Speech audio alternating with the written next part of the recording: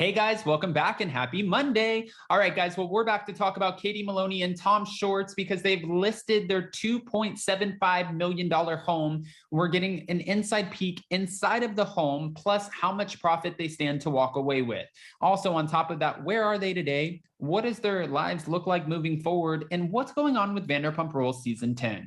Thanks to Reality Blurb, we are here to break it down. But before we do, you guys know how this works. If you haven't already, go ahead, smash that like button. If you're not subscribed, get subscribed. Don't forget to hit that notification bell. And also, about a week and a half ago, we launched memberships. We did our first members only live this past week on a road trip, but we're dropping the behind the scenes from Spilling Tea Live for members only. And if you guys didn't catch that, then you guys can see that. Plus the behind the scenes from our interview with Jen Shaw and a behind the scenes from my Father's Day weekend with my dad this weekend. And you guys get to meet him. So there's a lot going on. Now with that, let's jump right in. It's time for all your binge-worthy pop culture news. Welcome to Up and Adam. All right, guys, so it looks like this past week that Katie Maloney and Tom Shorts have officially put their Valley Village home, their 4-bedroom, 4.5-bathroom home on the market for $2.79 million. Just over 3 years after the Vanderpump Rules stars, who have confirmed their plans for divorce earlier this month after 12 years together and 2 weddings, purchased the 3,593 square foot Los Angeles property for about $1.925 million. They hope to cash in on an $824,000 profit as they prepare to divide their assets. Wow. That is a nice little profit. According to the listing, which describes the spacious Cape Cod Contemporary as a celebrity-owned property, the house boasts tons of natural light and an open concept main floor plan. Inside, you can see stunning beams, you see coffered ceilings, and there's also wainscoting and European oak floors.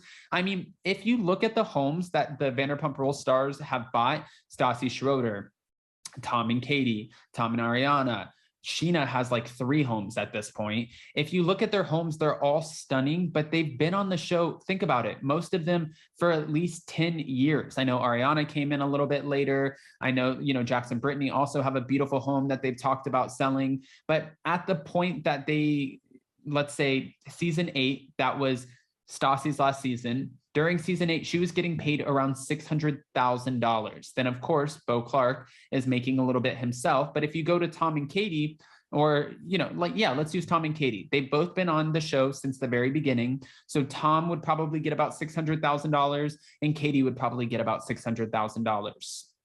I understand that you have to pay a lot of taxes on that, but they're still raking in a lot of money. In season 10, I'm sure it's just set to go up and up and up. They're probably receiving close to $700,000 now at this point. The professional chef's kitchen features plenty of counter space and a huge island with enough room for 3 chairs. Should I be selling this house? Maybe. I'm going to be posting photos all throughout this video so you can see the house. And connecting to the kitchen is a family room with a custom entertainment center and built-in cabinets. Funny enough, if you guys remember, when they bought their house, they bought it fully furnished, and Lala Kent was making fun of Tom and Ariana for buying their house with no furniture. Even at one point, she said, I don't want to go over to someone's house. I am a grown-ass adult, and I don't want to go over to someone's house that doesn't have furniture.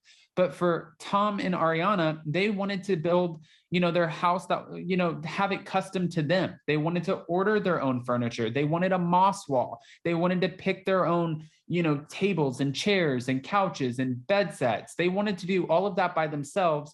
And now at the end of the day, this is the very reason you don't say stuff like that, because Lala Kent is no longer living in her Bel Air home. Randall has put that Bel Air home on the market. Lala is living in an apartment in Santa Monica. This is why you don't talk about others, because look who's winning. Tom and Ariana. They're the ones with the big, beautiful house that is now fully furnished, open floor plan, stunning backyard. I mean, their house could be probably on Architectural Digest. I've seen the inside of the house. The house is gorgeous. I mean, I only saw like a sneak peek from when they were handing out, well, it was during the pandemic. Point is, they have a stunning house. And they've even shared clips online on their social medias so you can see what I'm talking about. At the end of the day, that's why I'm saying don't maybe make fun of someone who you think is, unfortunate or their misfortune, especially when they're buying a $2 million house and you were living in Randall's Bel Air home. This is no shade against Lala, but this should just be, used as a learning curve, okay? Because this really, who's winning now? That's all. Now, the master suite is also, served with a sizable closet and marble floors, and 3 additional bedrooms are also located on the 2nd floor, each of which has its own bathroom. This house is stunning. There's an outside pool and spa, and Katie and Tom moved out of their marital home earlier this month. And a short time later, Katie showed off her new apartment on her Instagram story. And when she was talking about her new apartment, she seemed like she was very sad, and it definitely is a far cry from what she was living in with Tom.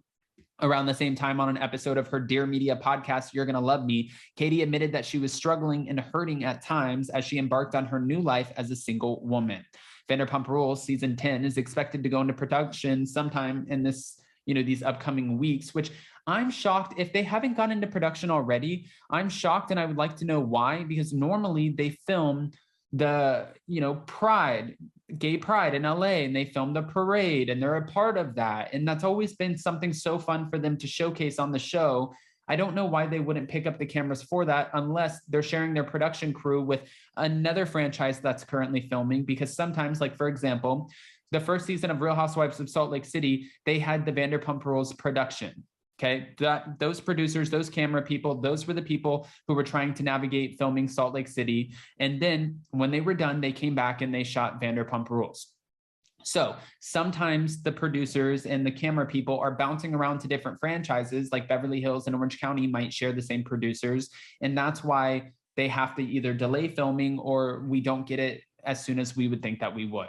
But it's not going to stop any of the drama, because there's a lot coming up this season. And I've talked about this, but the Something About Her sandwich shop, Schwartz and Sandy's, we're going to see Sheena get married. We're going to hear a little bit more from behind the scenes of Lala's breakup with Randall. And of course, we're going to meet DJ James Kennedy's new girlfriend, but we're all wondering if Raquel will be there.